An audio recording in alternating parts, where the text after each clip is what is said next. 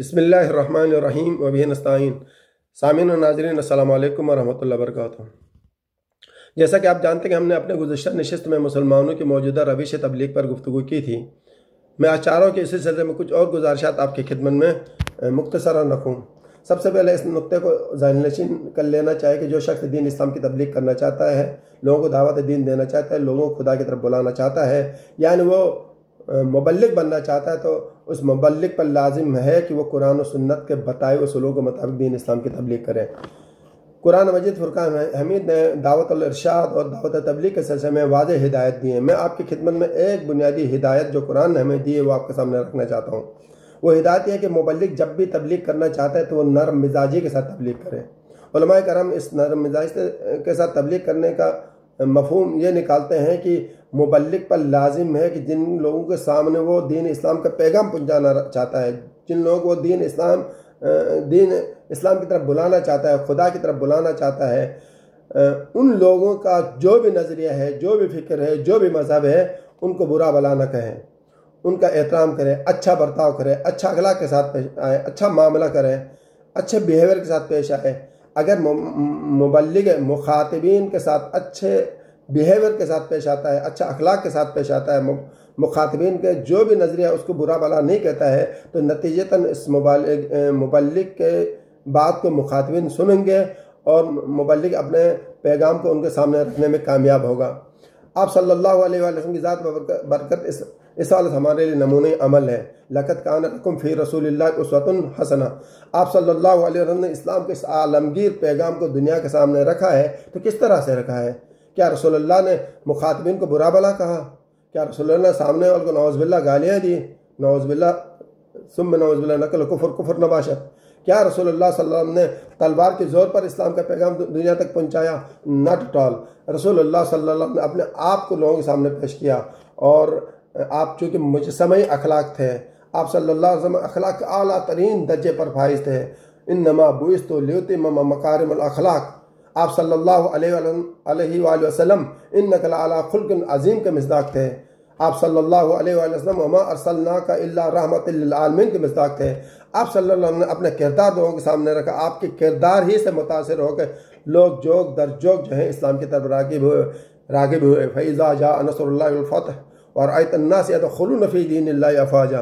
तो लिहाजा इस नुक्ते को ज़हन नशीन कर लेना चाहिए कि अगर कोई शख्स दीन इस्लाम का मुबल्लिग बनकर दीन के पैगाम को दुनिया तक पहुँचाना चाहता है तो शख्स पर लाजिम है कि वो कुरान और सुन्नत के बताए हुए उन उसूलों के मुताबिक अमल करे। और उसूल नंबर 1 क्या है कि वो नरमी के साथ बात करे और अपने मुखातिबिन का जो भी मज़हब है उसको का एहतराम मलूज़ खातिर रखें।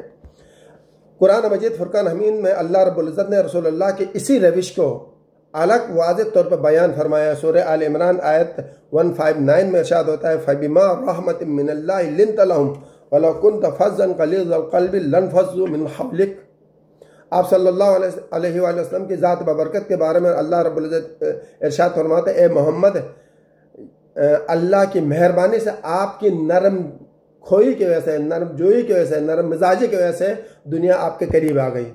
और खुदा न खास्ता अगर आप सकतगीर होते हैं, सख्त दिल होते हैं, बदखू होते हैं, तो ये लोग आपसे दूर हो जाते हैं। यानी रसूलुल्लाह सल्लल्लाहु अलैहि वसल्लम के पैगाम जब दुनिया के सामने आप सल्लल्लाहु अलैहि वसल्लम ने रखा तो दुनिया जो है इस्लाम की तरफ रागिब हुई है और जोग लोग इस्लाम में दाखिल हुए तो उसकी बुनियादी वजह रसूलुल्लाह सल्लल्लाहु अलैहि वसल्लम की नरम मिजाजी और आपका अखलाक हसना था। लिहाजा मुबल्लिग को चाहिए जब भी वो मेहराब मेंबर में जाकर तकरीर करना चाहता है, जब भी वो दीन इस्लाम का पैगाम दुनिया तक पहुंचाना चाहता है, जब भी वो मजहबी इज्तिमा में ख़ताब करना चाहता है, जब भी वो सोशल मीडिया के ज़रिए में लोगों तक दीन इस्लाम का पैगाम पहुंचाना चाहता है, उस मुबल्लिग पर लाजिम बनता है कि वो कुरान और सुन्नत के बताए हुए तबलीग के उसूलों को मलहूज़ और खातिर रखकर तबलीग करें।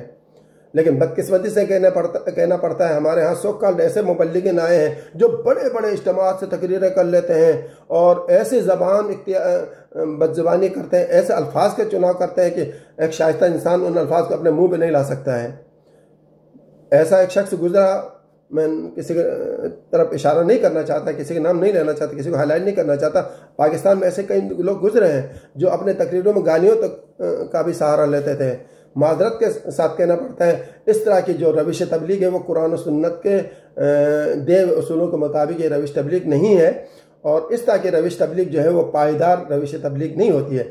हाँ ठीक है, समाज में एक जज्बाती मसला है, मसले की वाबस्तगियाँ हैं, लोग अकल से काम नहीं लेते हैं, तदब्बुर नहीं करते हैं, तफक्कुर नहीं करते हैं, लोग सोचते नहीं हैं, लोग पढ़ते नहीं हैं, लोग गौर फिक्र नहीं करते हैं। लोग चूँकि अकीदत में आकर मसले की वाबस्तगियों से हज़ारों नहीं बल्कि लाखों लोग ऐसे मुबल्लिगिन पीछे चले जाते हैं। याद रखिएगा, चाहे इज्तिमा कितना भी बड़ा क्यों न हो, चाहे ऐसे मुबल्लिग के मानने वाले लोग लाखों में क्यों न हो, चाहे उसके जैसे फारसी में कहते हैं कबूलियत मर्दमी इस मुबल्लिग के समाज के अंदर मौजूद हो, तब भी अगर वो कुरान और सुन्नत के रविश के मुताबिक तबलीग नहीं करता है तो उस ऐसे मुबल्लिग की तबलीग का कोई असर नहीं होता है, यानी देरपा असर नहीं होता है। वक्ती तौर पर शोर शराबा ज़रूर होगा, लेकिन वो तबलीग देरपा तबलीग नहीं होती है। और अगर खुदा न खास्ता उसकी तबलीग का असर होता है तो नेगेटिव इम्पेक्ट समाज में पड़ता है, और माज़रत के साथ कहना पड़ता है कि फिर इस्लाम का एक नेगेटिव इमेज जो है दुनिया के सामने चला जाता है।